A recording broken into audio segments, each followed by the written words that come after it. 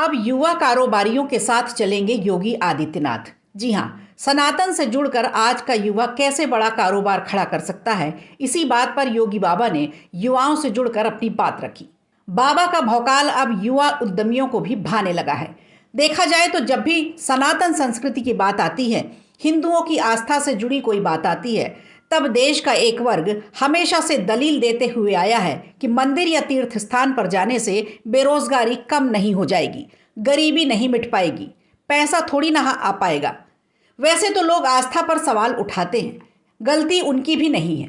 कहने में कोई गुरेज नहीं कि इस देश का मीडिया भी ऐसे मुद्दों पर दो हिस्सों में बंटता हुआ दिखाई देता है। एक हिस्सा ऐसा है जिसे सिर्फ और सिर्फ हिंदुओं की आस्था पर सवाल उठाने से ही टीआरपी मिलती है, रीच मिलती है। लेकिन ऐसे एजेंडे के पीछे एक बड़ा मकसद छिपा होता है, यानी पहले हिंदुओं को टारगेट करो और उसके बाद राष्ट्र विरोधी हो जाओ।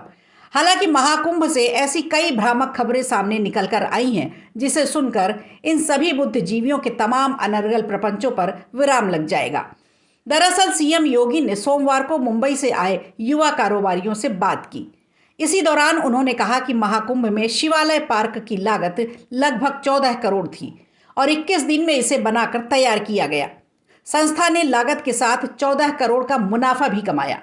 युवा कारोबारियों को संबोधित करते हुए योगी बाबा ने कहा कि क्या इतनी तेजी से किसी बिजनेस में मुनाफा हो सकता है? इससे पहले भी यदि आध्यात्म और आस्था को सम्मान और उचित स्थान दिया गया होता तो आज देश प्रदेश की अर्थव्यवस्था न जाने कहां पहुंची होती। आंकड़ों की माने तो कुंभ में अब तक 55 करोड़ लोग डुबकी लगा चुके हैं और अभी शिवरात्रि तक ये उत्सव बाकी है। ये भारत की पोटेंशियल है जो महाकुंभ की तैयारियों और प्रयागराज के इंफ्रास्ट्रक्चर पर 75,000 करोड़ रुपए का खर्च हुआ, जिसमें से 70% काम स्थायी हो चुका है।